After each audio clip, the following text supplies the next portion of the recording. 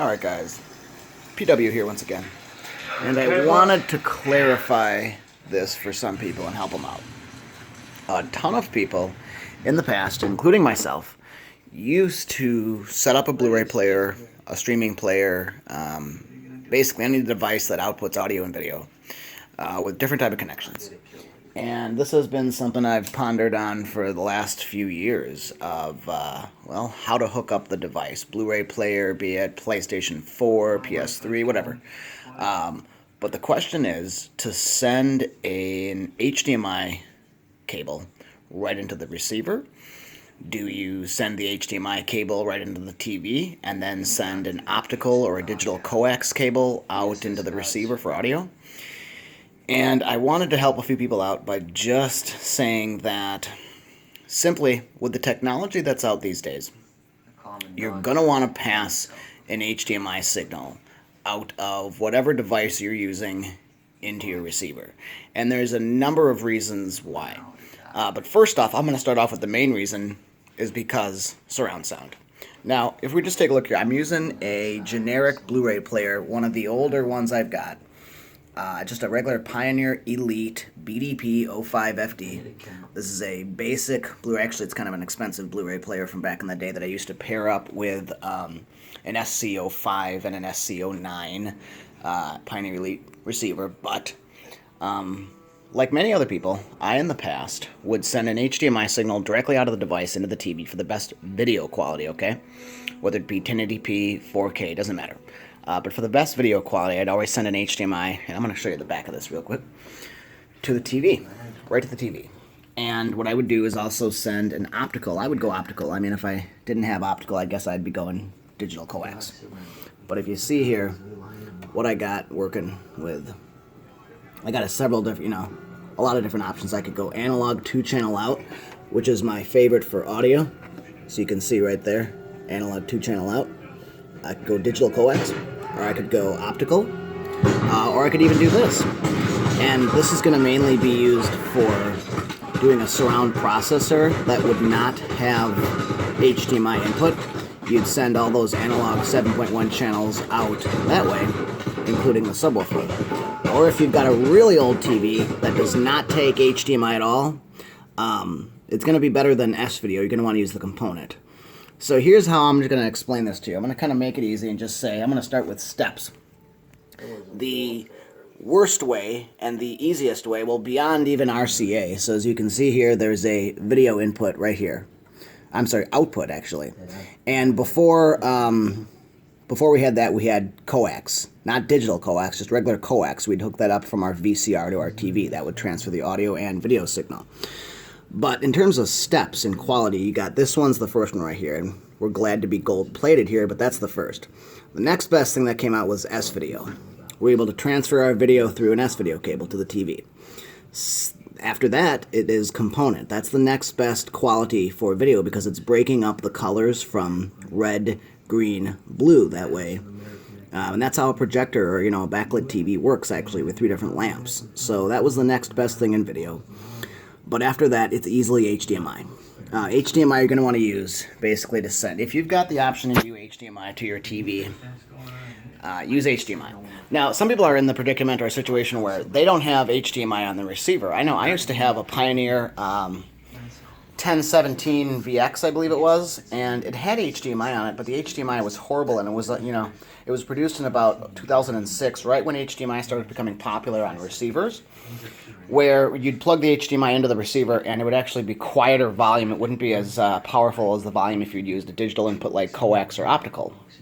So I always used to send an HDMI signal directly to the TV and optical or digital coax into the receiver for audio.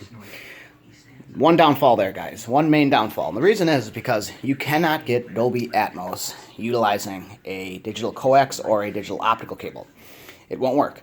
Dolby Atmos and DTS X are the newest forms of object-based surround sound, utilizing the height channels and whatnot. And it has to be hooked up using an HDMI cable. That's why I'm always going to say to people, if you're reluctant on using an HDMI cable for one video and audio signal, there's several different ways to do it, but I'm always going to say use your HDMI. Now, the one reason it would not make sense to send an HDMI signal from your source material to the receiver is in one particular case.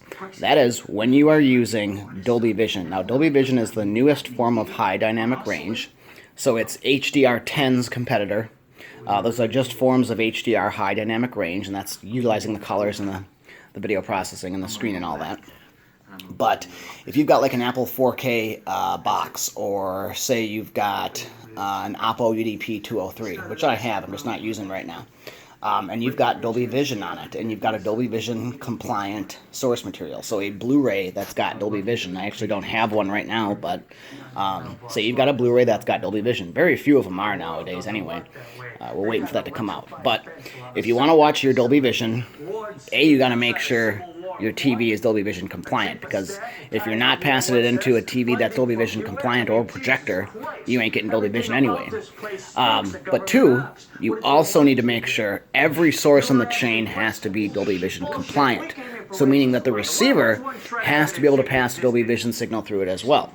I can tell you this, the Marantz SR7010 at this point in time is not capable of doing that. It will not pass a Dolby Vision signal through it. It just won't happen. You've got to have a device, so the newer Marantz receivers, they certainly are Dolby Vision compliant. But you're going to actually need to see a little Dolby Vision sign compatibility on the receiver. So if you've got A, source material that is Dolby Vision compatible, B, a receiver that's Dolby Vision compliant, and C, a TV or display, projector or television that will display Dolby Vision, you're going to want to use that. That would be the one situation or case or scenario where you'd go directly into the TV from an HDMI cable and not pass the video through the receiver if your receiver did not have Dolby Vision compatibility. Now, if your receiver does have Dolby Vision compatibility, absolutely pass all that video signal into your receiver, let it do the processing, high dynamic range processing, and pass all that through with one decent HDMI cable to your display. So there's very few cases or scenarios where I'm going to suggest actually running HDMI directly to the TV as opposed to the receiver. Now, if your receiver doesn't have HDMI compatibility, I can understand that using an older receiver prior to like 2005 and whatnot. You just don't want to use the HDMI, or say that all the HDMI inputs are taken up on your receiver. And the older ones only had like 2 or 3 HDMI inputs. By all means, do not send your audio signal out using a left and right RCA cable, because then you're only going to get stereo. The best thing, and this is something that's been a debate for so many years in terms of audio files and whatnot, but which is better, toslink optical, so digital optical cables, or digital coax cables right here. I don't have one hooked up right now, but one of the two. Now, they're not really that different. I prefer the optical, but they're really not that different. They'll both pass, they'll both pass a Dolby Digital signal through. I believe they will not pass a DTS HD master audio signal through. I'm pretty sure they will not.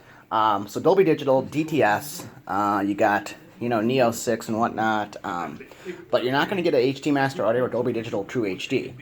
As you see right here, that as well has to be passed out. So these two right here, DTS master audio or advanced digital out, and Dolby True HD have to be sent using an HDMI cable. You cannot do that with an optical or a digital coax cable.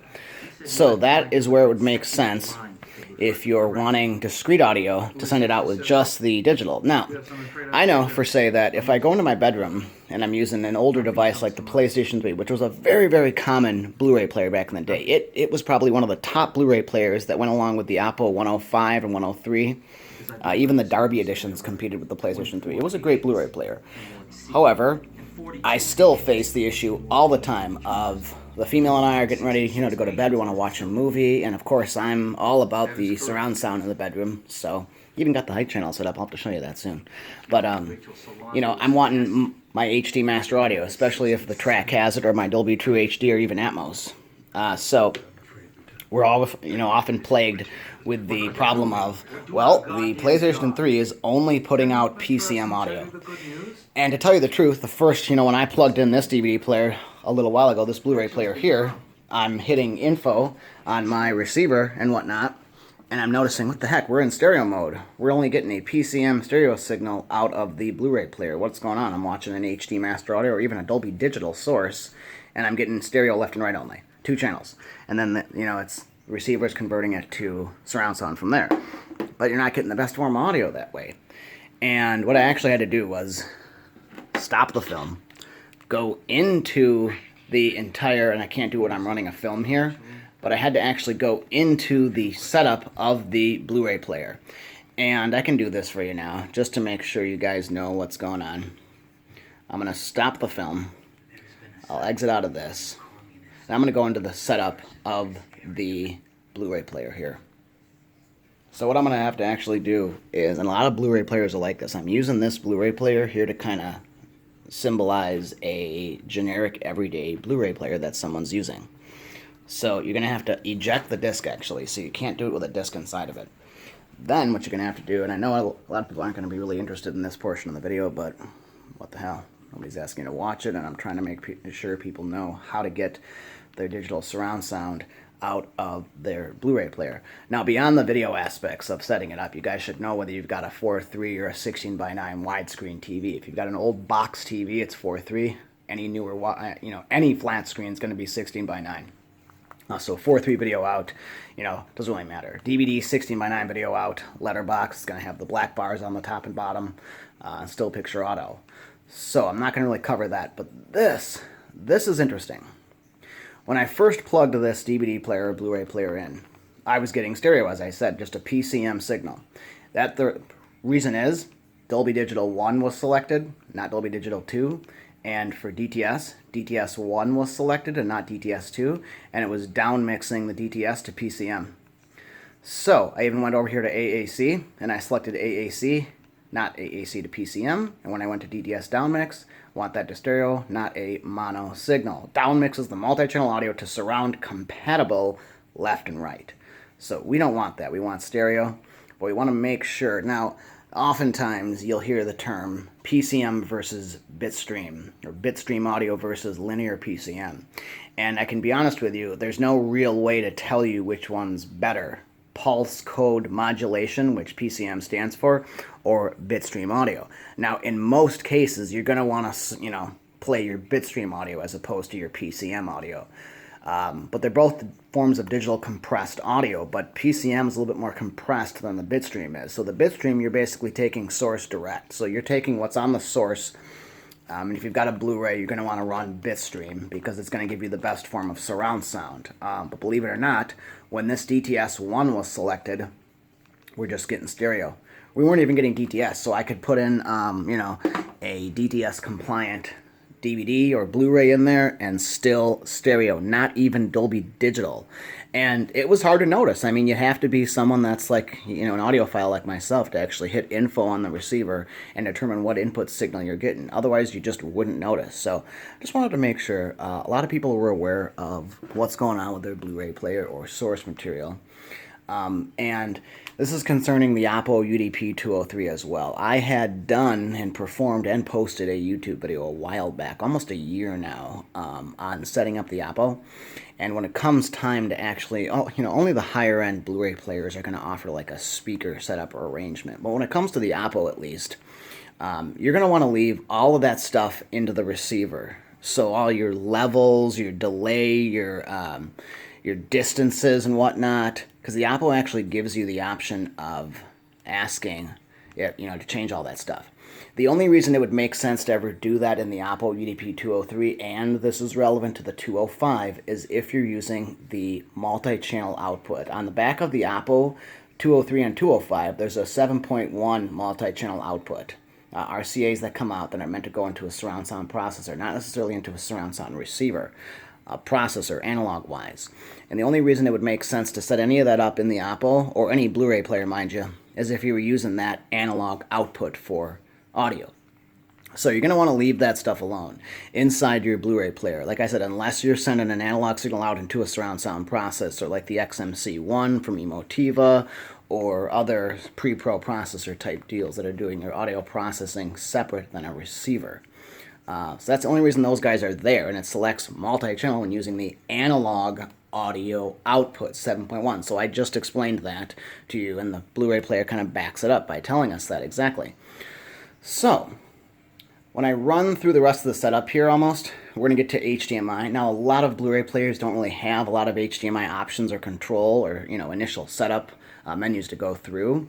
But if you've got the ability to do this high-speed transmission, turn that on, of course. The color space, you're going to want to leave that at auto. Same with the Oppo, guys. Leave all that at auto. Now, the Oppo is not going to have PQLS. It's a form of audio for, like, CDs.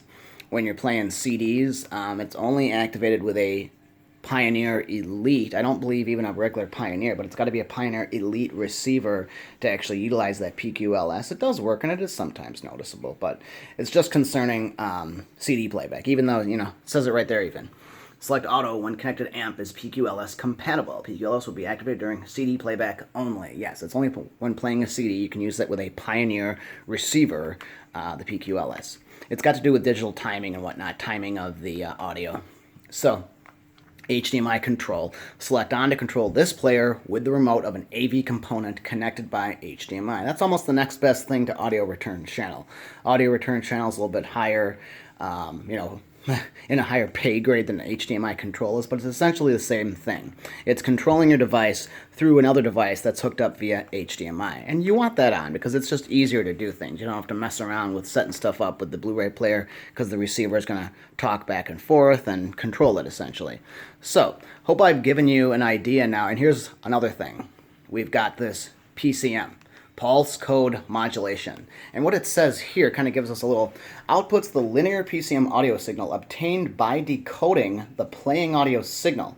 With Blue Disc movies, the secondary audio and interactive audio are mixed. We certainly don't want that. We want auto. It's not telling us here, but auto is going to be in Bitstream. That's offering Bitstream audio. And we always want Bitstream audio if we're using surround sound. If we're not using surround sound, hell with it. It doesn't matter. Honestly, whether you send PCM or Bitstream into your TV, soundbar, what have you, 2-channel setup, you're probably going to want to use a PCM anyway, because it's going to be the best compressed form of audio. So, hopefully by now, and I tried to pick the easiest or most basic Blu-ray player to do this video with. I've got a few other Blu-ray players, even another Pioneer Elite, an 81FD and a 41FD, I believe. And they're not as comprehensive in terms of the setup. So, I'm just going to go here real quick, and the output terminal priority, we're not going to, I can go into that real quick, but yeah, I have to go to a next screen. So I'll do this really quickly if you want. And that's going to be determining whether you're using your HDMI or digital audio, analog audio, what have you. So, as I was saying before, guys, you're going to want to use your HDMI to send any video and audio signals through to a receiver. Let that do the decoding and or video processing or upscaling, and then send that signal to the TV. Let me hit on one more topic before I exit out of this. Like I said, I tried to just choose this Blu-ray player as the basic type deal. And talking back about setting up the speakers and layout with either the Oppo UDP 203, 205, or other Blu-ray players, leave that stuff alone, guys, because it only has to do with the 7.1 analog output. Unless you're outputting stuff with analog RCA cables, 7.1 channel, even 5.1, which the Oppo has a beautiful, beautiful type jack set up in the back. They're not gold-plated like this one, but I'd take the Oppo much more any day over this Blu-ray player, trust me. Just got it working in another room now anyway. But so leave that stuff alone, guys. Let the receiver do that calibration stuff. And your audio out, like I said, you're going to want to make sure you're getting your Bitstream audio. And there's really no way to tell by the receiver if you're getting Bitstream audio, other than if you've got a Denon or Marantz and you can hit info like this. Let me see if it'll do it now. It will. And so the signal's unknown right now because we're not in any source material, just in the menu of the Blu-ray player. But I can show you if you want. I'm not going to go through it, but when I change the DTS from 2 to 1 and the Dolby Digital from 2 to 1, doesn't work. It only gives us PCM stereo audio. Horrible. You don't want that. So hopefully I've taught you now how to set your Blu-ray player up. If you've got specific questions on a certain model or whatnot, let me know. I can try to help you. But yeah, that's how the best way for surround sound to set your Blu-ray player up, guys. Thanks for watching. Please subscribe.